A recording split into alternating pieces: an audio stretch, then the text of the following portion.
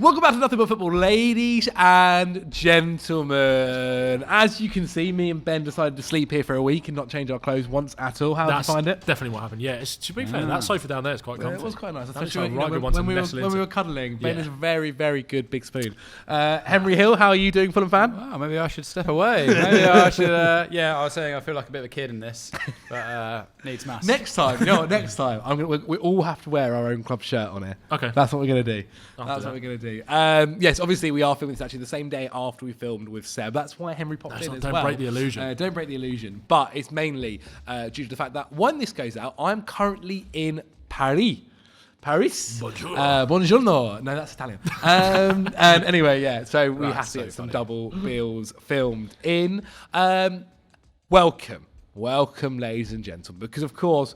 This, as by the title of this video, is all about the super early pre-season predictions. We're going to be going through everything. Title winners, relegation, manager sacked, best signing, worst signing, all that kind of stuff for right now. As of right now, the date is the 17th of July. So, you guys know, Ekitike hasn't just joined Liverpool just yet, so we can't talk about him being a best signing. And we're going to get into these predictions. So, without further ado, guys, I think let's start off with the winners of the Premier League next season. Who are we going with? Henry Hill, as me and Ben have spoken for the last 2 hours, you can kick things off. All right. Listen, it's an interesting one. Oh, it's not interesting.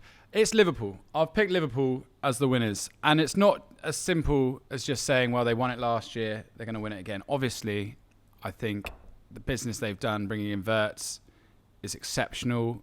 At fullback, great upgrades. Not upgrades, but solidifying the future of the positions at the club.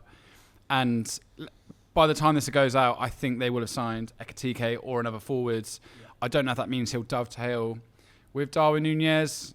Or, I mean, yeah, there's plenty more work to be done with that Liverpool forward line. If you look at the Luis Diaz rumours as well, they obviously will need to try and replace Jota some way, shape or form.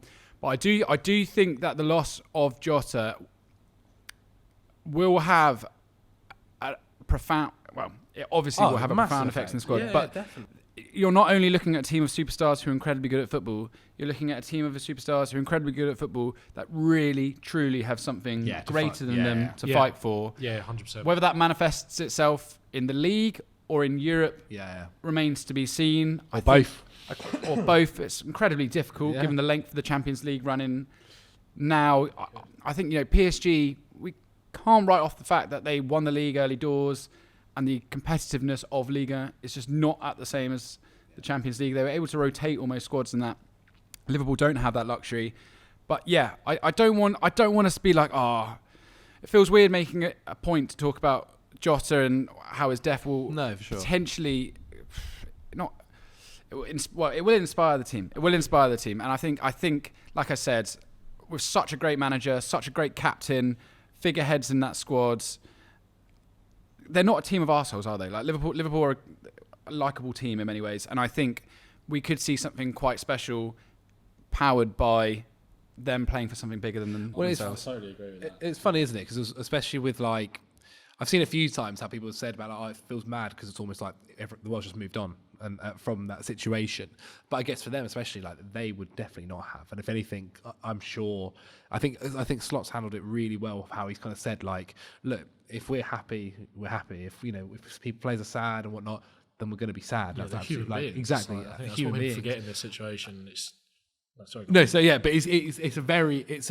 a situation that's not really ever been dealt with before, and so I think in the same breath as well, I do agree, Henry, that I think they are going to kind of get even closer together, have, as you said, a bigger driving force behind them to win it again and go to another level. It also, if they do have a down period or whatever, there's no surprise that could happen. But that being said, I've also gone for Liverpool as title winners. You mentioned kind of the signings they're bringing in. It's frightening. In the video that went out last week, we said about how the idea that their attack is going to have Mohamed Salah, Ekitike, a left winger option in either Diaz or another one. We mentioned possibly Rodrigo as one of those guys. We said about Rafa Leao going to Arsenal could also easily end up in that Liverpool squad on the left wing. Yeah. Then you get to the midfield. and it's Florian Wirtz, also with Szoboszlai there, and McAllister, and one of the best DMs last season in Gravenberch. The defence kind of has... I still think they need a centre-back, and they might do this, but currently it's still super, super strong. They brought in another goalkeeper in Mamardashvili to compete with Alisson. It's frightening. Like, it is genuinely frightening, this team. I think they've added a fear factor now where teams have seen what they did last year, and they've added quality to that, which is just going to make teams think, oh my God, we're up against so many different threats. If you man Mark Salah, then that leaves Diaz, or it leaves Wirtz, or it leaves Ekitike. There's so many issues that other teams have to deal with now when playing Liverpool, and they've only got stronger. That I can't quite... Like, for instance, Liverpool have... Last year, teams this season already in the transfer window have improved. Man City have improved in the transfer window. Chelsea have improved in the transfer window. Arsenal are improving in the transfer window. But even though they've done that, Liverpool have also done it. So there's still that gap in between. Well, I think Liverpool kind of they were the ones that set the standard and laid the marker down to kind of... Yeah. I think City and Arsenal and Chelsea were obviously going to end up doing business anyway. But with the way that... those kind of rumours about some big signings that Liverpool started to really formulate even before the end of the season. Like, it wasn't just as if they got Wirtz out of nowhere. Like, it's kind of been rumoured for a while. And I've flip-flopped kind of between two options for the title, between two teams over the course of the last few weeks. And I've had Liverpool in my top two the whole time. But I do think this Ekitike potential transfer, I think for me, has them in that top spot. I think it's going to be really difficult for people for any other team to kind of knock them off that perch. That team is incredibly scary on paper, and I think Arne Slot is a manager that will. I'm not taking anything away from Arne Slot when I say this, but obviously last year you could potentially say that it wasn't really his team. Obviously, it was still very much set up in the kind of way that, not necessarily structurally or tactically, but the way that Klopp did things. He's come in and gone, right, this is exactly what I want to do. And I've added world-class players to be able to go and do it in Wirtz. And I'm not saying Kokes, Frimpong and Ekitike are necessarily, but the potential in that Liverpool team is absolutely frightening. And they've capitalised on a position of strength when maybe they haven't done that in the past. And I think the Jota thing is important to bring up as well, because I think I watched a bit of that pre-season game they had against Preston last week, which I think would have been incredibly difficult for those players to obviously play in. But the way that everybody came together, that kind of whole ground, and that away end was something really kind of emotional. And I almost think closure is definitely the wrong word here, but I think that was a really important game for those players to get off. I don't want to make it sound too trivial, but like get off their back in a way to say, okay, we've played a game of football now all together. And I think that obviously they won it, and they would have been expected to do against a lesser quality opposition. But with the way that those players were dedicating the goals to Jota and all those kind of things, it felt like it was a really nice moment for Liverpool to kind of like what's been such a tragic couple of weeks, tragic circumstances. It does feel like, and Liverpool are the sort of club that are, well kind of versed in a way of dealing with these kind of massive situations. Like you think about Hillsborough and all these kind of things. They're a very emotional fan base in the best possible way, and I think they will, again, not to sound like we're trivializing it, but I think it's the kind of energy and spirit that they can really channel actually into winning the Premier League title or competing in a big way, and I think that will play a part. And then on top of that, it goes without saying, like, the quality they've added to this squad is just phenomenal. It's like winning the Premier League doesn't make it any better or anything. It's not like definitely. It's not a kind of, well, at least we can win it for him. Not at all. But do you know what I mean? Like it's. I think it does play a part. Yeah. Like, I think the only thing as well in terms of a squad thing for Liverpool that's going to be interesting next year is they have added a lot of players, and that doesn't necessarily always mean your team gets better, because there's a lot more changes now. Like the right back is different, the left back is different, the striker is going to be different. They've added another midfielder that's going to be different. There could be a team by the time the season starts. This Liverpool side could be starting 5 different players to who was the majority of that squad that won the Premier League for them. And there is, I think, an argument to say sometimes, just in it almost being kind of devil's advocate, to say that, like, well, sometimes too much change actually isn't a good thing, in terms of like changing your right back, changing your left back, changing your left winger, changing your attacking midfielder, and say bring in Wirtz.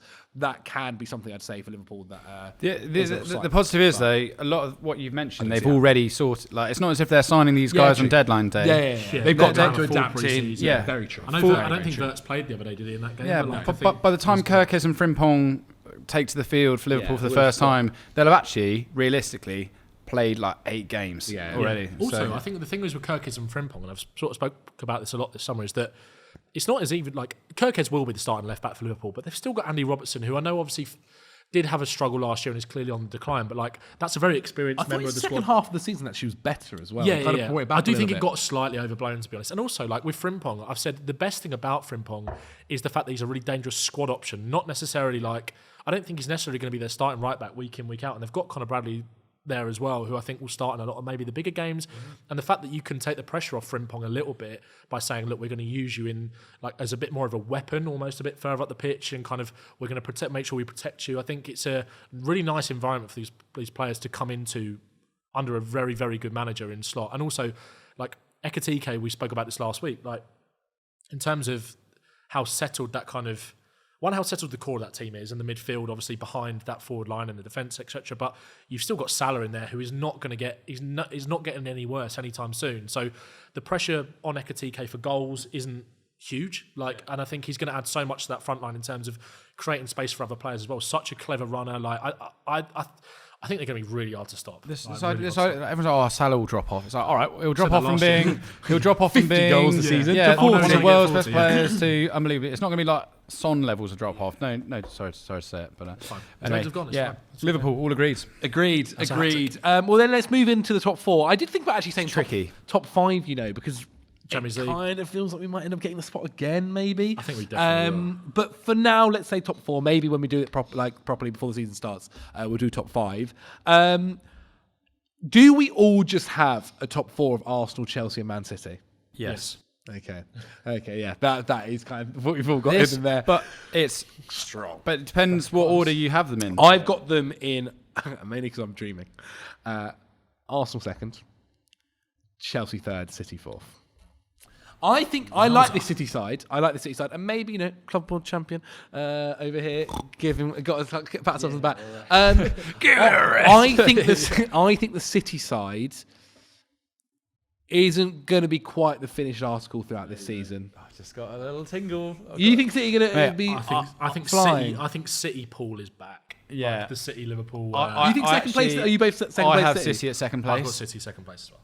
Wow. I have Chelsea 3rd. And I have Arsenal coming in 4th. Yes, Henry. Are you the exact same? I've got the other way. I've got the other way around. But okay, so you got Chelsea 4th, Arsenal 3rd. Yeah, but I think it's like I genuinely think it's quite hard to call. I think it's quite hard to call between those 3 teams. I do think City will finish 2nd, and I think City will push Liverpool the closest. I think those City-Liverpool games next year are going to be amazing to watch. I think City have evolved a little bit in pre-season. I think people are looking at them exiting the Club World Cup to Al Hilal and thinking, maybe Rodri's back. Rodri's back. And again, they've brought in, I think Reinders, we're going to talk about signings of the summer later, but I think he could potentially be up there. Amazing Gundogan replacement. I think they've again evolved tactically a little bit. Aït-Nouri as that left wing back. Doku coming inside a little bit more to suit his game. Savinho coming inside. I just love what they're doing. And I think they might be a year off winning the title. I'm not saying they can't do it, but I think they're second for me. I think that maybe I don't know if it's because they've lost a couple of big characters in someone like De Bruyne, and on paper maybe the team doesn't look as strong despite how much despite the fact that De Bruyne wasn't as impactful in his latter years necessarily. But that's such a scary team when you actually do look at it. Is there nothing though to say? And to be fair, it's the exact same thing we said for Chelsea as well. That the Club World Cup could be a big factor here. But they didn't go all the way, did they? They didn't go all the way, but it's only a week off, essentially, a week and a half off, extra. And so Arsenal going to have this full... they rotated quite a lot. They protected Rodri, I think. Okay. Interesting. Well, look, so I've got... I actually think an experience like that, fully away... in an actual competition, not some kind of dossy, whatever, pre-season thing. Audi Cup. I actually think... I respect the Audi Cup. We've won that, mate. Just quickly, the Emirates Cup is listed on Google as a final between Arsenal and Athletic Club, and yet it's just one game. You can't be one game and be a final. Can I just say as well, I remember when Arsenal actually changed the rules of the Club World Cup, Emirates Cup, that even though they didn't finish top of the league or something, they somehow still won it. Hey, listen, it's written in the stars for them. But... I think that communal experience of almost like going on holiday. It's like that holiday friendship. So obviously they are working, but they've achieved something pretty epic. I played a lot of fun clubs along the way too. So I don't think this is as detrimental as racing around America playing, well, as a preseason tour. Okay, I actually agree with that. I think specifically for Chelsea, I think the momentum off the back of the Club World Cup, I think could be huge. Like, I think it could obviously catch up with them at some point, but like, you could also make the argument that they could be fresher because they've had like they've got their football done. I know obviously they've played competitively as well. Yeah, and it's also not. It's not like they're not going to be training. Like this is a good, and these are top players as well. Like I don't think it will make a massive impact. I'll be honest, the Club World Cup in terms of derailing either City or Chelsea. Well, the bigger issue of the Club World Cup is obviously minutes in legs, less time to recover, and by November, Rodri's injured again.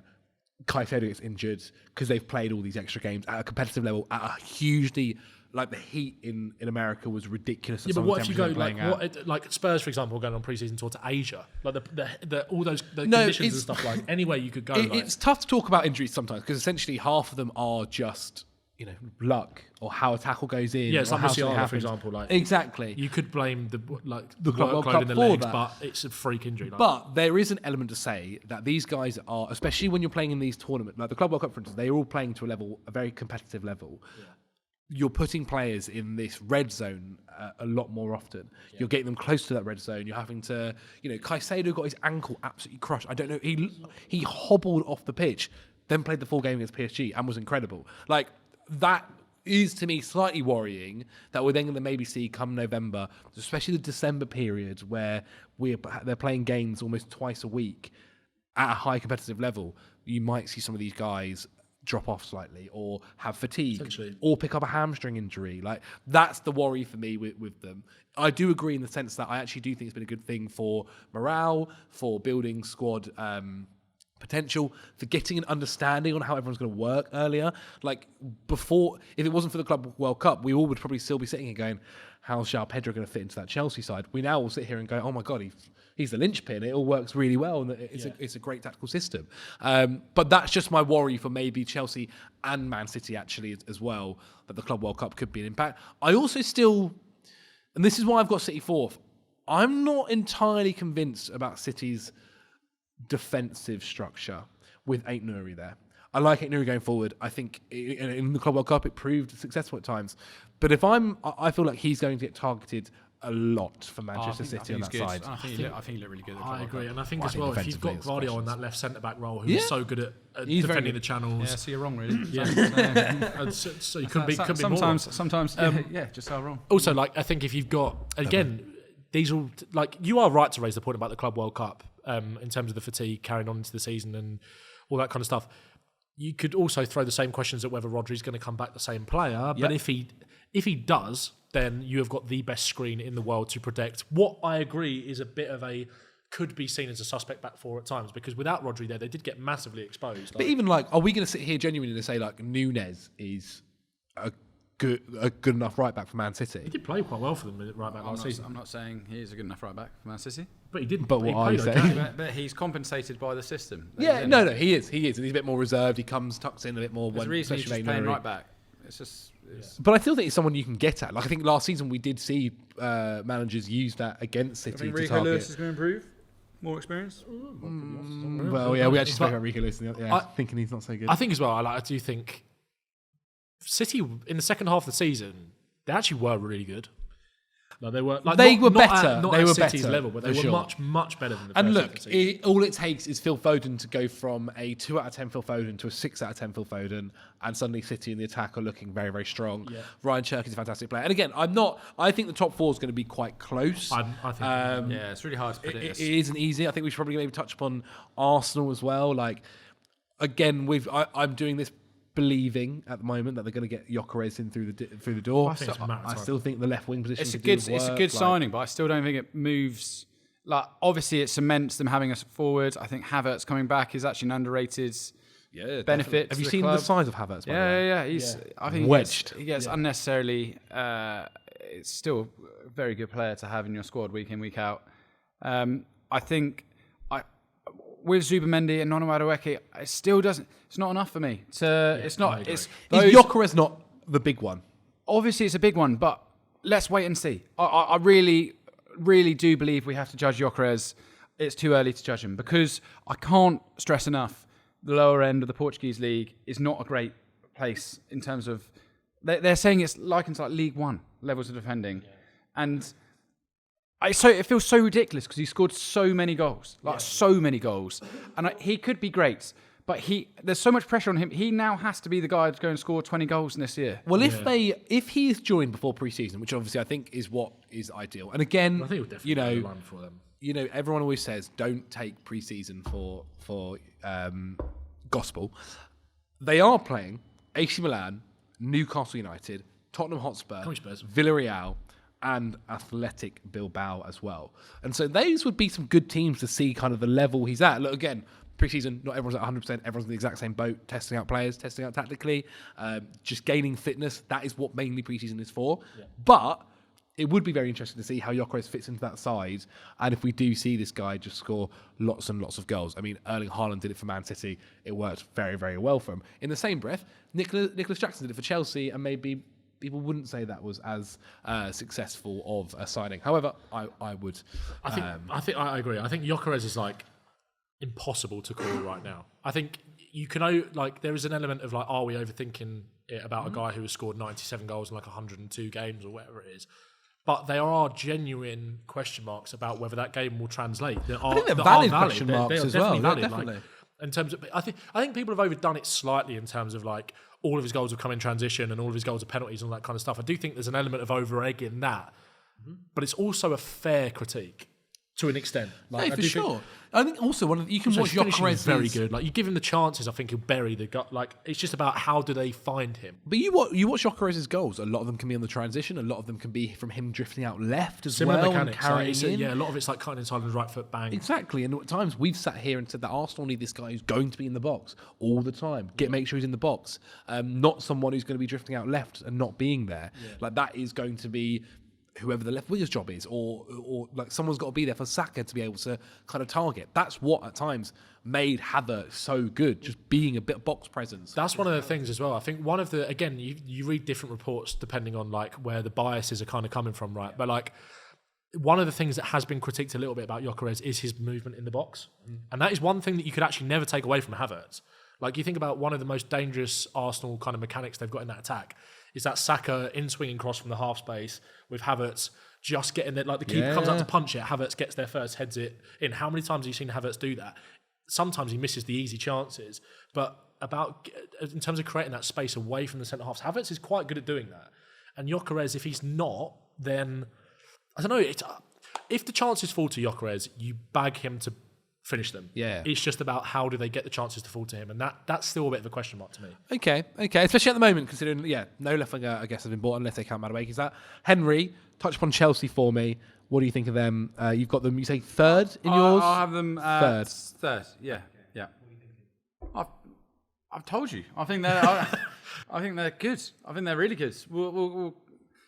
I like the fact they've stuck with Maresca. I like the fact that he looks quite secure in his job now. I'll be the first to admit I was a bit of a critic of him last year and his hiring, but actually I think he's won 2 trophies in his first season at the club. Yeah. He's had an exceptionally good time, regardless of what those trophies are and the teams you've had to beat to win it. Excluding PSG and Real Betis, the 2 games that actually were tough. And dominated them. Absolutely dominated. But no, listen, I just think, weirdly, it is coming up Millhouse for Chelsea right now, and it's that get Palmer back on form, that suddenly, is there more work to be done in the defence? Maybe, but there's still time in this window. I just think that suddenly that midfield is looking incredibly strong. I like some of the attacking additions that you've made. I think João Pedro will talk about him later. Yeah, the Todd Bowley project, slowly but surely, is beginning to make sense, even though I fundamentally disagree with how much money it took to get there. So. Yes, well, I also think, so I've got Arsenal second, Chelsea third, City fourth, but we all have roughly the same top 4 there. It is mental, actually. If you throw 2 billion at something, it's amazing what happens. You are a good team. If you throw enough shit, something sticks. But made them. It's ridiculous. World champions, lads. So it turns out it works. European champions next year and Premier League champions. Just wait. I did actually want to put. I think you'll do all right in the Champions League. I think you will. They're good. I don't think you can underestimate how important that game against PSG was. Like, I think in terms of it was a masterclass from Maresca. Like, he identified a weakness in PSG. Whenever managers, and I think Tuchel was one of these as well. Whenever managers are and majority of managers are like this anyway, but whenever managers I think particularly focus on individual teams they're playing, which is what knockout football is. Yeah, it tends to go pretty well. Yeah, well, it was like finding the weakness in the Death Star. They managed to just about, really kept going at it as well. Like Nuno Mendes was getting absolutely ridden. It was hilarious on that side. It was funny how simplified Maresca kind of made it seem after the game as well. It was just like he came out and said it was like, we just wanted to create more space for Cole Palmer, and then Cole Palmer can produce moments like that, and using Gusto high and wide to kind of pin Mendes back a little bit, exposed him 1v1 at times. Palmer was so clever the way he moved that midfield out of shape to then create space for himself. Chelsea fans, so good from Chelsea. Chelsea fans, and I think to a degree, rightfully so, criticise. One of the biggest criticisms about Maresca was that he was very stubborn throughout the season about having his right back come inverting in and whatnot. And actually, one of the things that this Club World Cup has proven is he's not like that. He can adapt to the system. Like Gusto, for most of the year, has been having to do this inverting job. Even did it against Real Betis. Yeah. And then against PSG, he was being used in what he's ideal at, and it's being an overlapping fullback and using that width, adding that width to his game and to the side. And it worked really well. And I think that's what has maybe changed a lot of Chelsea's fans' opinion of Maresca, is he is able to adapt, he is able to be versatile, and he is able to, when we are playing a team who are stronger or who do have different kind of difficulties to deal with, using those weak spots or changing how we play to do that. Sorry, can I just make one more final point about that as well? Is that one thing I think that Chelsea have maybe lacked over the last few years is that nastiness, I think, that was so synonymous with Chelsea under Mourinho and Ancelotti, etc., and Conte as well. It feels like, as much as I don't like Chelsea as a Spurs fan, I like the attitude of the players, because I feel like they talk about it like the world's against them, don't they? Exactly. Everyone's and I feel like that's a really good... It's kind of what Arteta's done a little bit at Arsenal, and I know it's not delivered any success yet, really, but they've kind of created this us against them mentality, and I quite like it. All of the Instagram captions were doubt us now and all this kind of stuff. It's it does feel like there's quite a good winning mentality within that group, and there's a lot of fight in that team as well. Even Maresca pre-final, there was the question, wasn't there, about what are you going to do when PSG have all the ball? And he was like, who said PSG going to have all the ball? Yeah. We're going to have all the ball. I really like what they're doing. And it's different. If we had lost that game, everyone might laugh at that. But they didn't. It's not Ange, mate. From the top of the league to the bottom of the league in relegation battles, who are our very early predictions, stressing this again, for relegation? Right. Have you just got all three of the promoted teams? No, I thought that'd be really boring. So have we all kept Sunderland up? Yes. No, I've not kept Sunderland. Okay, I'll explain. There is some method to this. Leeds, I think, will be going back down. And I say that because their signings so far, when you see Sunderland are linked with Xhaka and Anguissa, I'm like, okay. Is no one else awake? Is no one else in Europe? Is anybody going to stop them? Yeah. And they bought in Dingra as well. Yeah. Dingra is mega. I still think, though, with Sunderland... Leeds, not thrilled about their signings, and I think there will be some discourse with Daniel Farke, and that will be a problem that will cause mid-season change. Yeah. Sunderland, as well, we can't forget the fact that this project is ahead of where it should be at this moment in time. Very true, very, very true. Realistically, Sheffield United should have beaten them at Wembley. They were the better team. Regis Lebris, I'm not convinced he's got enough credit in the bank to last a whole season. Obviously, he did do some great things at the Sunderland. End of their season wasn't great. The end of their season was really poor. It's a huge job for him to take what is going to look like really half or three quarters of a new squad, blend them, create something good, even though I do really like the signings. So I'm excited to watch Sunderland. I'm excited to see football back at the Stadium of Light. Yeah. I think it's great. I remember being sad when they got relegated many, many moons ago and then going down again. I'm excited for that. I'm excited for the Tyneside derby to be back. I still think it's too tough. And then my third team is Brentford. I've got for the second year in a row, and I want to stress wholeheartedly that I'd never get any of these right. I really think that Brentford's Keith Andrews, first to go from being the set piece coach to the manager. I think obviously Henderson, great signing. Kelleher, great signing. However, if Visser or Mbeumo go as well, I'm deeply, deeply concerned. And if a replacement is Omari Hutchinson, who they bid for, I cannot believe that they've rejected. It annoys me. He scored 3 goals last year. 3 goals in what was a relatively fun Ipswich side. And yet they're like, no, that's not enough money. I'm like, who do you think you are? Yeah. So it's just, my point is, I think it was Brentford or West Ham for me, or who's going to get relegated. And I've gone for Brentford. And because, to caveat, and the next step on that, Burnley, there's just something. So you think Burnley's going to stay up? There's something about their negative football that I think really will play into the Premier League. The fact they are so defensively solid. Every team in the Premier League is used to attacking football. No, I agree. Every team is used to facing a team that are going to come onto them, and that will expose the other teams. I think, as we've seen a resurgence of slightly negative ball, defensive first. I think that puts Burnley in good stead to pick up scraps. I worry for Burnley though. I agree that defence, that defence, which was so good last year, and you would think could then give them a good stead for next season in the Premier League, is just getting dismantled. The keeper's gone. The 2 centre-backs has the keeper gone? Well, he's going to Newcastle. Has he? Because as of right now, he hasn't. But I don't think you concede that few. The 2 centre-backs are going. Esteve's not going. He is going. I think he's not. He's not going. As of right now, he's not. I guess. And I guess that, to be fair, that's what you're asking me to judge it right now. And now, I'm saying that a team that only conceded 16 or whatever it was in the Championship is systematic to me of a collective effort. It's not just about individuals there. It's a collective effort. Like Brownhill's not been signed on. I think that's a worry. I mean, he was big. Brownhill. What will they do? He was big for the midfield, and I also think the other issue that they, in order to stay up, they can't just draw every game and stay up, unfortunately. Yeah, you can. It's 40 points. 38 points. The bar's getting lower, isn't it, as well? I was going to say. I mean, Spurs United. I would pay great money to watch a team draw every game. Brilliant. Win the draw league. They could have a very good defence as well, but also going forward is a worry. Listen. I wanted to go out there a bit with some of these predictions, and that is. I agree. I like it. I get your understanding about it. I think them having a good defence is a good way to base it off that as well. Yeah, I have gone for Leeds and Burnley. I've got Sunderland staying up, but I do think waffle. But just like you said, it's like I feel good. I want them to stay up. It's like as football fans, I think we want the idea that a promoted team can stay in the Premier League. Yeah, exactly. I'm fully aware. We can't have a third. They need to sign a striker. They currently don't really have a Premier League ready striker. They have everything else, my friend. Neither Burnley and neither Leeds. Yeah, I know you had Leeds. Joel Pro. I don't know. He's a better striker than what the other two have got. Yeah, true. Who's the other striker that they? They've got 2, don't they? They've got 2, and they kind of both chipped in. Is it Eliza Mayenda? Yeah.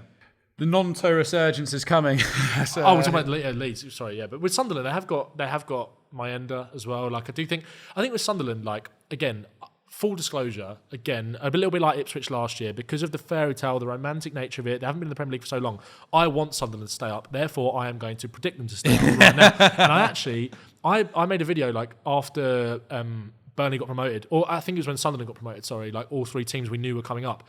I did say that I thought Burnley, because of that defensive, all of the things you said, like pragmatism is coming back into the game generally a little bit more, sides being a bit more defensive first, being shown as the way forward. And I think that is the best chance they have got. Yeah. But I just do really like what Sunderland have done in the market as well. I think we spoke about it last week. A great signing. Yeah, Adingra I think is really exciting.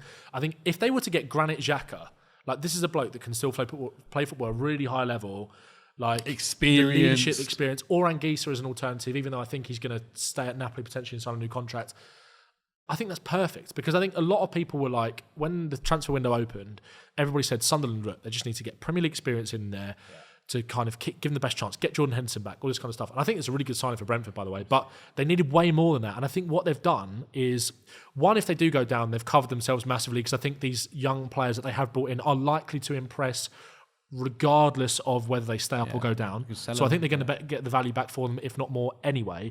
And I think adding someone like Granit Xhaka on top of that, if they can do that, is the perfect bit of experience they need in the centre of the park, knows what it takes to play in big games, Champions League games. They're being super ambitious. And I think we're all getting sucked in a little bit. Everyone's predicting Sunderland stay up. And I'm fully aware of that.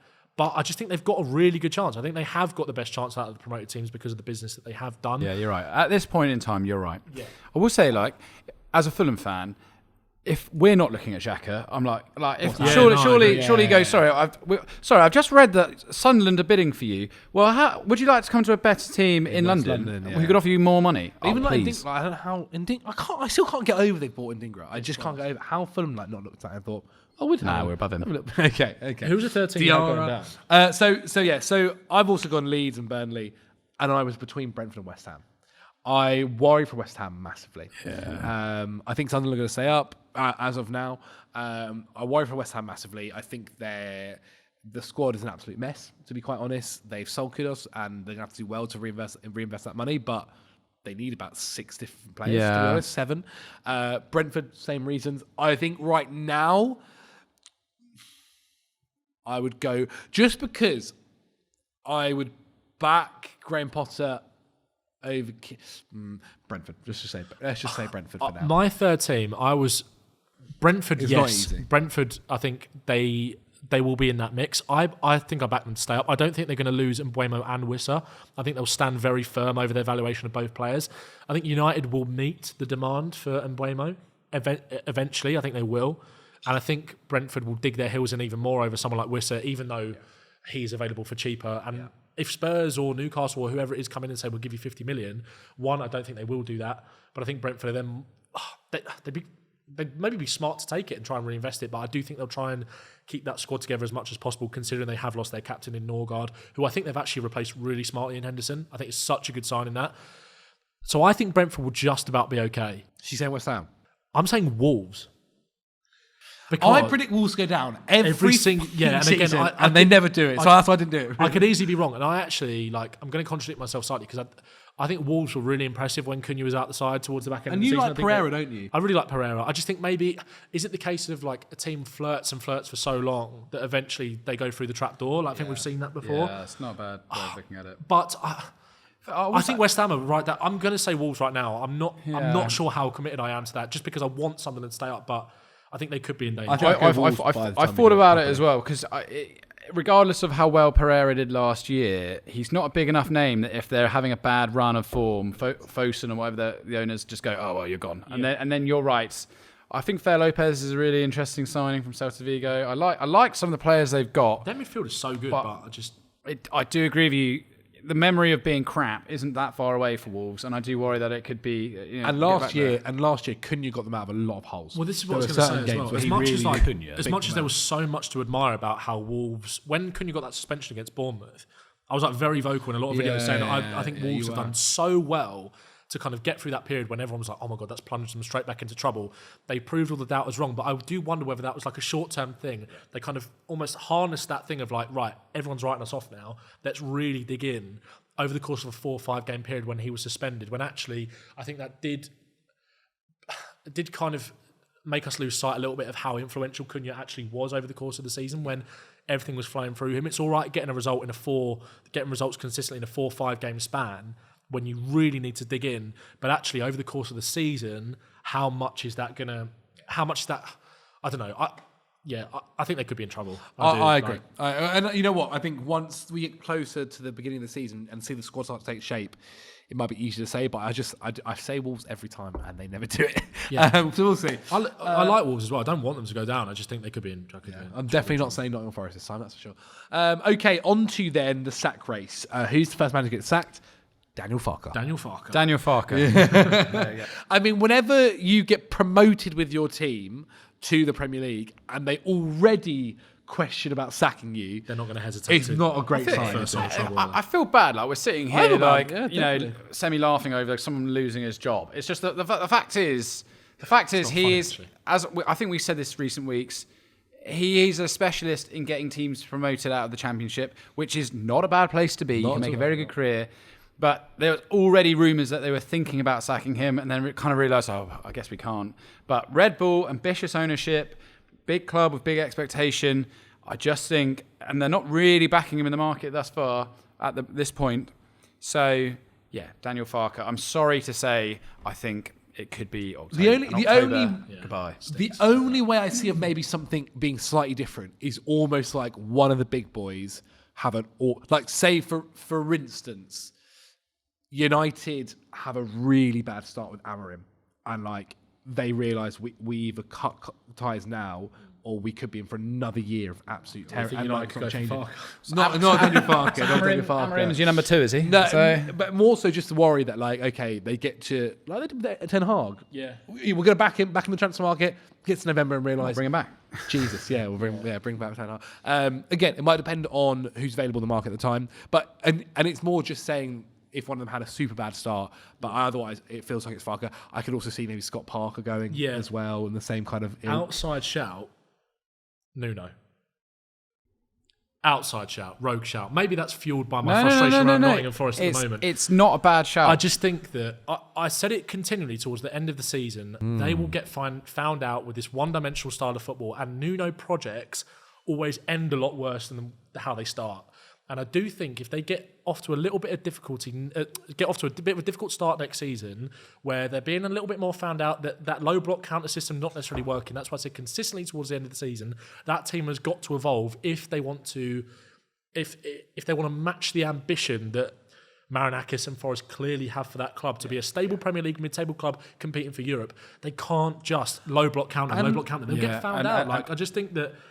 I don't know, like, and balancing European football on top of that, potentially losing Morgan Gibbs-White as well as Alanga. It'd be interesting to see how they do replace those kind of players. I think they've got decent. Is Chris Wood going to have a second season of unbelievable? I think there's a lot of spinning plates and there's a lot of doubt about Forest. What you're forgetting, Ben, is Marinakis is a very level-headed man. He's definitely not going to pull the trigger. Don't want to get on the wrong side of him. Don't want to get on the wrong side of him. He's a completely rational bloke.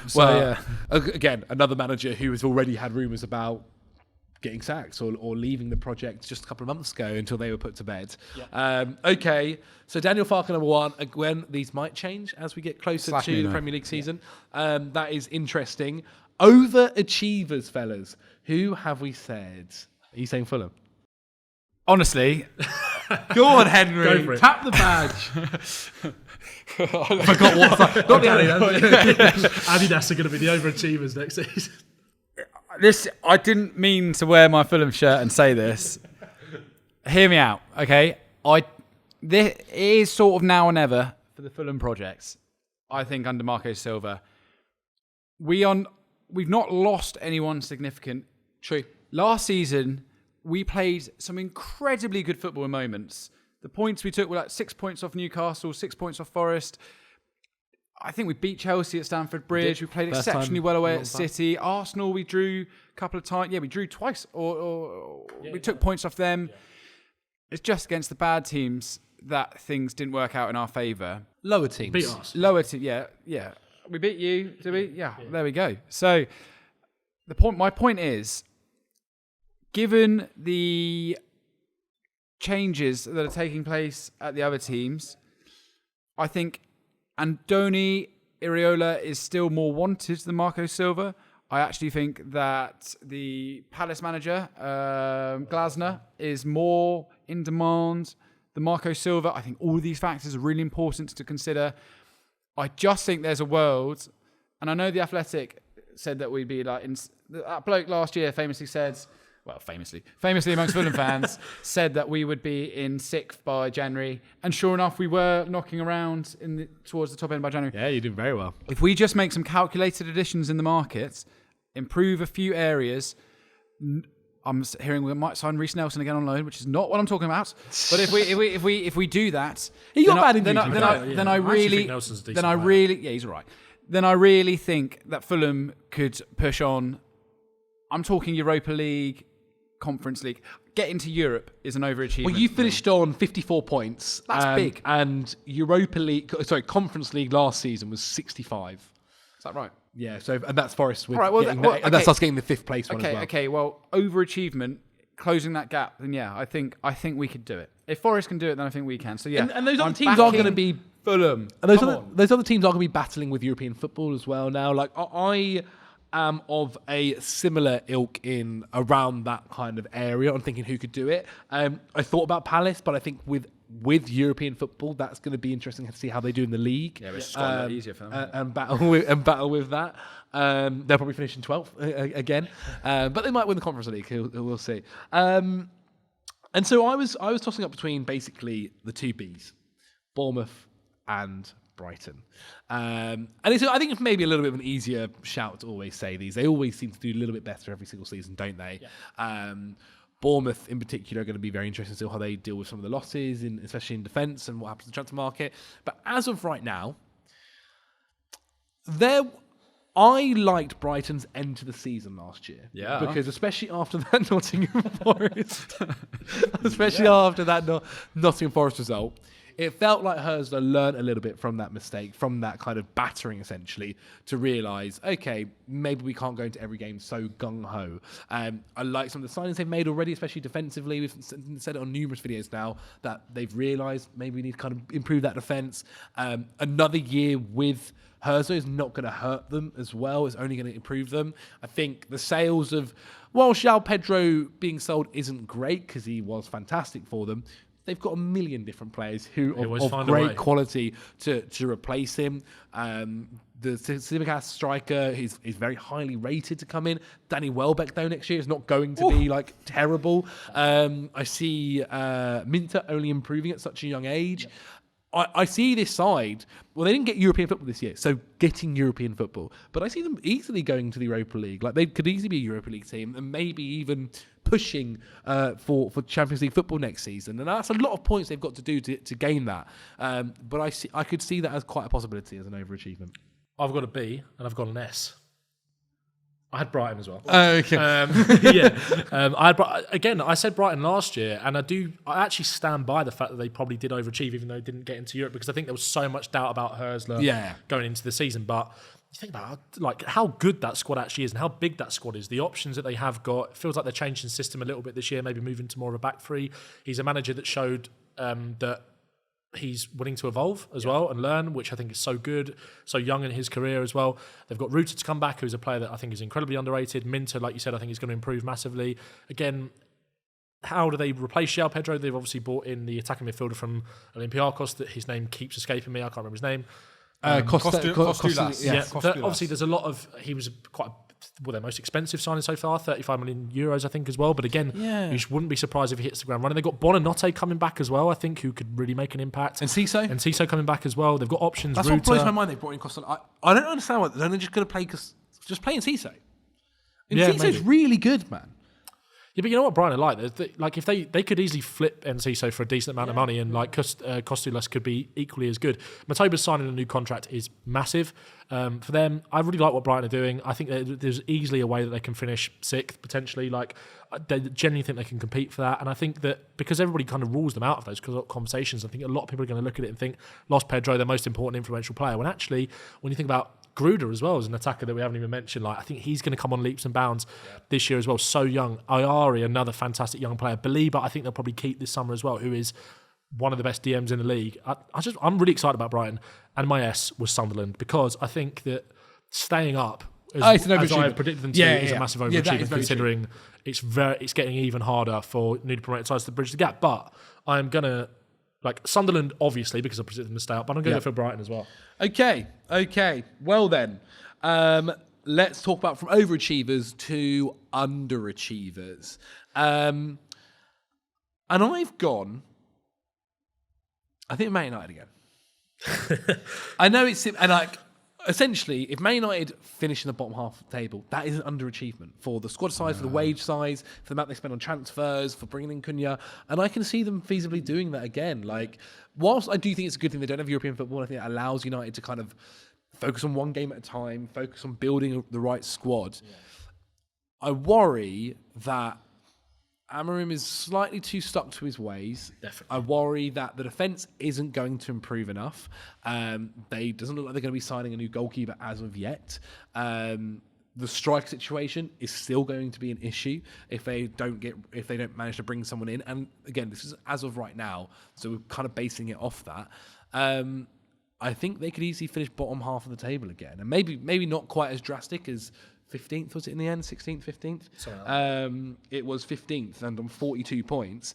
But I could easily see it being 11th or 12th. Like, I genuinely don't think it's that crazy. I was going to ask you, do either of you kind of see them remotely anywhere near that European conversation? I think the idea they're not playing in European football United is good, but no. They've got so much more work to do. Yeah. We're talking about this at a point where they've only signed Cunha. Yeah. They have so much more work to do, and it's all well and good wiping the slate clean from last year. But it's not like anyone else is getting worse. I don't think anyone's waking up going, "Oh yeah, it is actually still Man United." No, it's when you think about how much. I know they're not going to be in these conversations, but Liverpool have improved massively. City, Arsenal, Chelsea, Newcastle, Spurs have improved massively as well. Like looking like they're going to make movements to improve the squad massively and make sure we aren't in the same position as last year. United, it feels like they've got so much, like you said, they've got so much work to do because it feels like their business is reliant on their ability to shift those players. And the longer this drags out, I don't know, I feel like they need another wing back, they need another defensive midfielder, they need another attacker, which I still think Mbeumo does get over the line. But need a goalkeeper. Even Mbeumo and Cunha, is that going to be? I like them as signings, but is that going to be enough? I will striker, say, I don't know. I don't have them in the relegation battle the way I think they'll finish like mid-table, I think they'll be. But that's not an achievement if you're spending £70 million on They might win a trophy and then. I can easily see them just trophies are the currency of football, Zach. I can see them plodding their way through the League Cup. You're talking to a global champion, mate. Just wait until we're playing. Chelsea are the representatives of the world when we're in the Galactic tournament. That loss from PSG has done irreversible damage. Yeah, mate, it's over. Who have you got, Ben? Ben, who's your own underachiever? I predict this every year, and I'm doing it again. Aston Villa. Look. They've not done anything in the transfer market so far, and I think they're at risk of being a little bit left behind by the traditional Big Six minus Man United, including Newcastle probably in that conversation as a replacement for Manchester United, even though United aren't going to fall out of the Big Six, but top six from last year plus Spurs potentially. Aston Villa have not shown any signs of strengthening yet. I think their PSR position is fine, but I don't really understand why they're necessarily not making moves to improve that squad considering they've lost Rashford, they've lost Asensio. Maybe they have irons in the fire, targets lined up that we don't know about. Who knows? They've only brought in so far the young Turkish defender who's very promising that you spoke about last week. Yep. Backup goalkeeper for Martinez, 34-year-old French bloke I've never heard of, I'll be honest. And maybe it's because Villa frustrate me a little bit, and maybe that's where this position is coming from. But I don't see them being in the top six next year. I don't. And I think with the amount that has been spent on that squad and the quality they have got in that squad, I think that would be a failure. However, if they were to go win the Europa League, it is all worth it. Finish where you like, I think, for them. Because I do think the trophy drought at Villa, again... Finish where you like. Finish 17th. Exactly. Well, but the thing is, it's like... I think there's a lot of bias in this coming from a Spurs fan, right? Because we got absolutely pillared in the media for so long about this trophy drought, blah, blah, blah, blah, blah. Villa never ever gets spoken about. And everyone, all their fans want to think that they're a bigger club than us, they're more successful than us, blah, blah, blah, all this kind of stuff. When was the last time you won anything? I think if they can put their eggs in that Europa League basket, that would be a massive success for them, 100%. I do see them finishing around 9th, 10th, probably in the league this season. Yeah. Their squad hasn't dramatically got worse, but I do think they're going to have to find a way to replace Rashford and Asensio. Also, if they are going to put their eggs in the Europa League basket, that squad still does need improving because an injury to Morgan Rogers. Talk about Watkins potentially leaving. I don't know. I feel like it's not massively being spoken about how inactive they've been in this window compared to the likes of Spurs, Newcastle, City, Chelsea, Arsenal, and even maybe Man United. I think it's mainly because everyone knows, finances-wise, whilst they're fine, they're not free spent. They've not got the room to just go. No, but it's almost like a one in, one out at Villa. Really, that attack needs that attack needs reinforcements. Yeah. It massively does. They took a big gamble, obviously, bringing those players on loan in January, which was the right thing to do. But I do think when you're looking at attacking options now, I think Rodgers is an amazing footballer. Watkins obviously is. I really like Watkins. He's getting a year older. He needs competition. They need an alternative option. Obviously, they've lost John Duran in January. They need another winger. I think we spoke about that in the last video last week. I don't know. Right now, I say this every year, and they always prove me wrong. And I think they've got a very good chance of winning that Europa League. But if they don't, uncomfortable conversations need to be had. I'm sorry. Okay, Hannah's. I've gone for Crystal Palace actually. Yeah, fair enough. I just think that they've lost. They're going to lose some big players. This Gehi and Eze might leave. Yeah, and if not, they'll definitely leave next year. Yeah. I think that I really like Crystal Palace, and I'm not saying they're going to get relegated at all, but again, I think Glasner will be looking at this, going, right, I've won a trophy here. They're in the Conference League now, which they probably could win as well, to be honest. Yeah. But he's probably looking at his stock is higher than Crystal Palace. Oh, you think he might leave before the season starts? I think if there's a big opening in Germany, if Kompany gets binned off, for example, or something like that, then I think Glasner will be top of the list for a lot of big teams next year, and I think he will look at do so much worse. He will look at the reality as what happened to Crystal Palace with their best players being targeted. I like Sosa. I like the work a little bit of the transfer business they've done so far, but I think he will have eyes. He will have ambitions which are greater than this, because really Frankfurt, Palace, he deserves a bigger club than these guys. Yeah. So again, I just think there's a point in the season where Palace, he might just go, there's nothing else I can do here, because they're always going to just hit a ceiling. Sadly, it's just the case that have players come through, they'll hit a ceiling. So even if like Essa turns out to be a really good player, eventually someone goes. So for me, I think Glasner will be looking to fast track, and as a result, Crystal Palace could have a tricky year. I could see that as well. I was watching Steve Parrish's interview on the Rest is Football with Gary Lineker yesterday, and he was kind of, when they were talking about potential exits, obviously he was kind of talking about it through the lens of like, this is always something that comes up with Crystal Palace every single year, because we've got an excellent track record of kind of bringing these players and improving them. And Parrish was like, we never say to these players, we're going to stand in your way. This is a great opportunity for you as a player to come here and improve your career. And I do feel like with Eze and Gahey potentially leaving, it almost, the way he was speaking almost seemed like he was kind of resigned to that fact. However, with Eze, I do think the potential is that they're not going to get bullied into a situation where they have to sell him. With 2 years left in his contract, it's in that sort of getting towards that danger zone almost. But I still think they are going to stand firm on their position with him unless Arsenal or whoever it is does it on Palace's terms. Next year, you've got more of a difficult conversation, because only got 1 year left, which is where they are with Gahey now, which is why I think Gahey will definitely leave. Eze, I think my gut feeling is that he still probably does, but I think their position on him is far stronger, and maybe they could keep him. Who knows? But yeah, they do. I don't know. I do agree with you. I think that Glasner, like, especially off the back of winning the FA Cup, he's going to want to create something special at Palace where they can kind of kick on from that.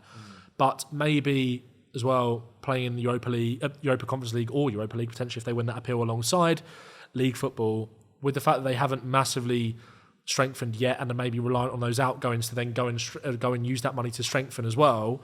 Like they're not a club that necessarily goes and spends huge money on players or anything like that. I do think they could be in a little bit of bother, but they're far too good to go down. But I still think and I think, like you said, if an opportunity does come up for Glasner, especially now the fact that he has won that FA Cup and says, I've delivered something really special here, it's time for me to move on, that's a possibility as well. So yeah, I don't mind that shot. Okay. Then from underperformers now to most improved. I don't mind kicking off. We've all done Spurs. Yeah, we've all done Spurs. I actually haven't. Really? I'm joking. I mean, to be honest, you can't really get anything from above 17th as an improvement. Yeah, right. Yeah. It's not just that. It's A, Frank's great. Yeah. B, I think they'll be more versatile. Signings are good. I think we have to remember is Spurs started last year really strongly. Spurs had a strong start to the campaign. It wasn't like they were crap the whole season. No. It just eroded. The young players are only going to get better. I think with more versatility in that side, I think Solanke's going to be better next season goals wise, and they are strengthening across that. Like they're bringing in some. Last time I did the lofty podcast, targets as well. Last time we did this podcast, I said I wanted to see more here and now signings, and then we went home and it said, "Here we go for Morgan Gibbs-White." I text you being like, "Oh, we'll get every time." Yeah, it hasn't quite worked. Obviously, he hasn't signed permanently, but that's ambition, it shows you that they're not here to fuck about this time. Sorry, that's annoying for your edit, but it's fine. The point is, Spurs. I think Spurs will be. You could even put them in the overachievers. Like it's that level. They could be. Do you think they're going to challenge for Champions League? Yes, they could be challenging. Yeah, I think they'll be challenging for Champions League. That's my only worry slightly is doing it whilst, and every team. I think you could say the same thing for Chelsea. To be honest, is doing it whilst in the Champions League. Yeah, which is why I think it's massively encouraging that the club are actually acting in the way that they're acting. There's been rumours of a potential cash injection, whether that is coming from the existing owners or whether that's coming from outside of the football club potentially as well. Naming rights potentially on the verge of being sorted. There's a lot of rumours flying around about Tottenham at the moment as well. And I think the club have probably realised that we cannot afford to be in a situation like we were last season again. We obviously got Champions League kind of through the proverbial back door, and that is obviously massive in terms of being able to generate revenue and all these kind of things. And I do think, like, I think Henry's right, like, and again, I'm obviously going to say this because I'm a Spurs fan with an element of bias, but I think people are massively sleeping on some of the players in our squad who massively underachieved last season. I do think, like you said, we started last season well. We were getting a bit unlucky with some of the results. Then it just blew up. And then Ange decided to focus on the Europa League, which, you know, I think we could have handled that situation better, but it worked out for us in the end, which meant we could kind of write off last season, bring in a new manager, use the trophy as a platform to kick on for further success potentially, bring in a manager that is more tactically flexible, is a pragmatist at heart, that still does want to play attacking football. I think people hear pragmatist and think negative, boring, but actually all it means is playing to the strengths of your players. And I think that is something that Ange massively didn't do, which is why, as much as I love him and I'm grateful for what he did, and I thought it could actually really work out, he misprofiled a lot of players in that squad and didn't get the best out of them, and also run a lot of those players into the ground as well, because we didn't have a big enough squad last year to actually compete.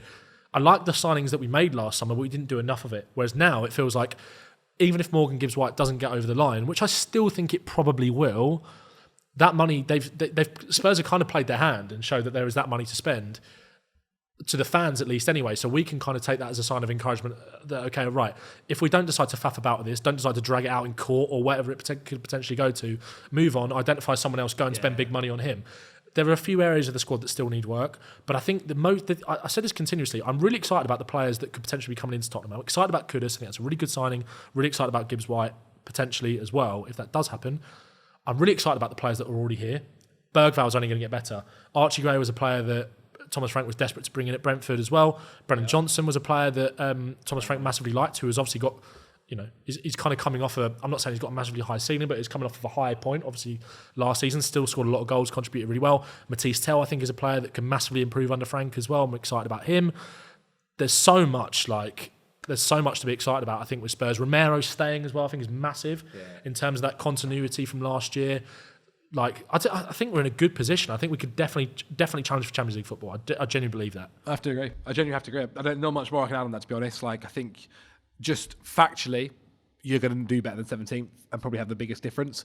There's the other thing as well I slightly worry about is the other one I was thinking about was Everton, possibly as well, having David Moyes for a full season. Like some of the deals they've done could also be very interesting as well. Let's go then on to our final one. I'm actually not going to do worst signing yet, just because I think it's a little bit tougher until all the transfers are made. But let's do best signing as of right now, 17th of July, of who has joined the club. I'm going to go with, to continue my Everton shout, Tiano Barry. Love him. Tiano Barry, so much. a really exciting striker in it. We spoke about him in the last few weeks about how he is fantastic making runs in behind. Feels like he can almost be the perfect striker for David Moyes' system. Like, David Moyes does work well sometimes with younger players too, to kind of get the best out of him. He's kind of got that Everton side. It felt like once by the end of the season, working in a way that they were just not even a relegation candidate by the time he was done with them. And hopefully, if they keep doing the business that's being rumoured, they'll continue to grow. I think we mentioned in another video, Tom Fellows, I think will be a great addition to that side. Especially just the way, like, if they can get someone that can get them 12, 13 goals in the league, that'll be massive. So huge for the likes of for Everton. We know defensively they are actually very, very strong. And so if they can get someone doing the dog work at the other end of the pitch, which I feel like could be Barry, it'll make a lot of sense. And so, that's going to be one of my suggestions. I probably, when we actually do the video, won't suggest him as the one, so I felt like I wanted to give him the shout out now. Yeah, I think Barry was like, when I thought about best signing, I kind of had in my mind two like subcategories of like almost like best big signing and then best kind of like fair. Potential younger signing or value for money. And Barry like came into my mind straight away. Like, he's someone I'm massively excited about. It feels very Everton. Yeah. I'm really excited to see how he kind of links up with Njai as well. I really like it.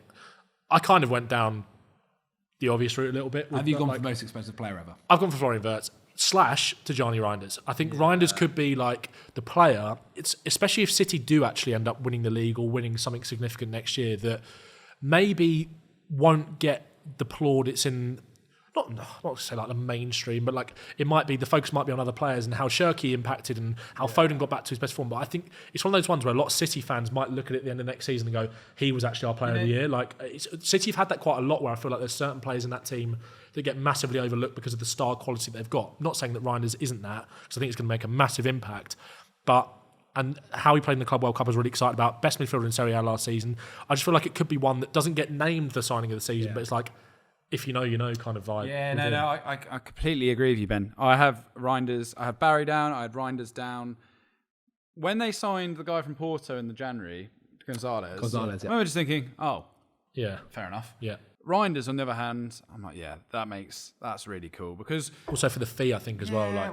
Without De Bruyne as well, they're going to have to fundamentally change how that midfield operates, and I think that Reinders is really smart. I agree with you. I think that could be one of the he can make like team of the season. Yeah. You're right about Verts as well. You're right about Verts. I mean, I think we kind of has every it chance. has to be right. Exactly. Kind of like surely, but I you know what? I think Pedro. I can't overlook the start that he had at Chelsea, and like trying to work out what striker works at Chelsea is quite interesting, because on one hand you have the Drogba, Diego Costa ball. Was he not little Liam Djellab a little bit? Yeah. Also a bit Pedro. I think he's got that bite as well. Like. He started off strong, but for just a bit of diversity away from the expensive ones, I just think Triffier at Bournemouth. You've been on about this for a while. I really think this is an amazing signing. I've been touting him for bigger clubs, looking for a left back for ages. Maybe I'm wrong, and that's why he hasn't gone there. But I went for Huijsen last year because I just couldn't believe they signed him. I'm going to go for Triffier this year to Bournemouth, because I think to sell Kirkej, which is a big blow, and getting someone of that much experience, that much talent, French international, but not even that old and not even for a huge fee, I think it's a really smart piece of business. Well done. Okay then, ladies and gentlemen, let me know in the comments below your very early pre-season predictions down there. Who will be the title winners? Who will be top four? Who will be best signing and relegation, so on and so forth.